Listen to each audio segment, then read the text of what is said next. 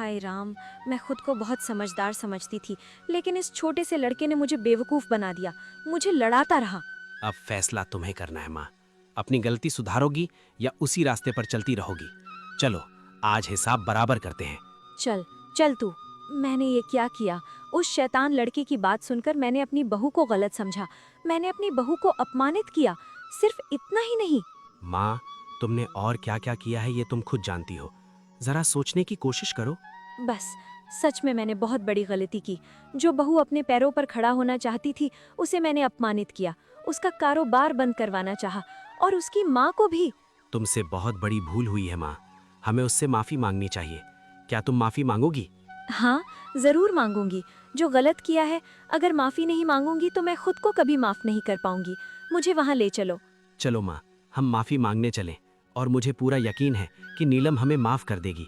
चलो।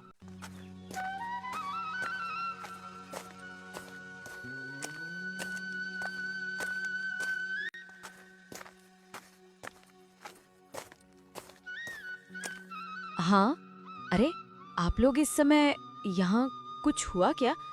क्या मैंने फिर कोई गलती कर दी? अरे इस समय कैसे आना हुआ? हम आप लोगों से माफी मांगने आए हैं। समझ नहीं पा रही कि किस मुंह से माफी मांगूं। आप ऐसा क्यों कह रही हैं माँ? यहाँ माफी मांगने जैसा कुछ नहीं है। मैंने बिना सोचे समझे तुम्हारा कितना अपमान किया। तुम अपनी पैरों पर खड़ी होना चाहती थी और मैंने दूसरों की बातों में आकर तुम्हें गलत समझा। तुम्हारी माँ को भी अपमानित किया। बीती बातें भूल जाइए माँ। आपने अपनी गलती समझ ली, यही काफ़ी है। काफ़ी नहीं है, मुझे माफ़ कर दो। अब से तुम मेरी अनुमति नहीं, मेरा आशीर्वाद लेकर काम करोगी। अपनी माँ को लेकर मेरे घर चलो। ये क्या? ये क्या? ये आपके लिए उपहार है। जब मुझे व्यवसाय में पहली बार मुनाफा हुआ, उसी पैसे से आपके लिए खरीदा। कृपया इसे लौटाना मत। तुमने मेरे लिए इतना किया और मैंने तुम्हें सिर्फ अपमानित किया। मुझे माफ कर दो। छी छी, ऐसी बातें क्यों कर रही है माँ? अगर मैंने माफ नहीं किया होता तो क्या मैं ये तोहफा देती? ठीक है, मैं ये उपहार स्वीकार करती हूँ। अब सब लोग मेरे घर चलो। अभी नहीं माँ, पहले खाना बना रही हूँ। आप लोग पहले खाइए, फिर बात करेंगे। अब बताओ, क्या हमारे साथ चलोगी? मैं तो तुम्हें लेने आई थी। मैं आपको माफ कर चुकी हूँ, आप निश्चिंत रहिए। लेकिन अब मेरी एक योजना है। योजना? कैसी योजना?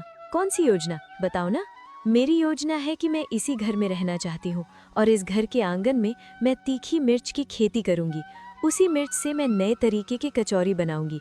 अगर आप लोग राजी हो, हम फिर भी नहीं कहेंगे। नहीं, ऐसा कैसे हो सकता है? तुम शुरू करो। तुम्हारी इस योजना के लिए जो भी खर्च लगेगा, मैं सब दूंगी। आप लोगों का बहुत बहुत धन्यवाद। क्या कहूँ, आपका शुक्रिया अदा कैसे करूँ? मेरे शब्द कम पड़ गए हैं। धन्यवाद देने की जरूरत नहीं। तुम सफल हो जाओ, हमें और क्या चाहिए? हम चाहते हैं कि तुम सफल हो, बस यही हमारी खुशी है। हाँ, मैं तुम्हारी मदद करूंगा। हम सभी तुम्हारे साथ हैं। बस तुम शुरू करो, ठीक है? अरे वाह वाह वाह वाह वाह वाह! इतने स्वादिष्ट कचौरी तो मैंने अपने जिंदगी में नहीं खाए। हम औरत और सास बहू एक साथ बना रही हैं, शायद इसीलिए इतना स्वाद आ रहा है। हाँ, बिल्कुल सही कहा भाई। अरे दूसरी दुकान में तो औरत और सास बहू साथ में बनाती ही नहीं है, इसीलिए इस तरह का स्वाद आपको दूसरी दुकान में नहीं मिलेगा। आपको अच्छा लगा ना? अब रोज हमारे यहाँ खाना खाइए। हाँ, जरूर जरूर जरूर। अब से भाई हम रोज यहीं खाने आएंगे। बढ़िया कड़क कचौरी स्वाद के साथ और चटनी तो जोरदार। देख पा रहे हो ना, हमारे ग्राहक तो बढ़ ही गए हैं। सब कुछ आपके लिए है। आप लोग साथ नहीं होते तो मैं कुछ नहीं कर पाती। सब कुछ तुम्हारे हौसले की वजह से हुआ है। हमें चाहिए था कि हम तुम्हारे साथ पहले ही खड़े होते। अब और कोई डर नहीं। हम इस बार तुम्हारे सपनों की राह में सफल होंगे। अच्छा को बताओ दोस्तों, इस कहानी में नीलम किस व्यवसाय में लगी हुई थी? ऐसी मजेदार कहानियां देखने के लिए हमारे चैनल को सब्सक्राइब करना ना भूलें।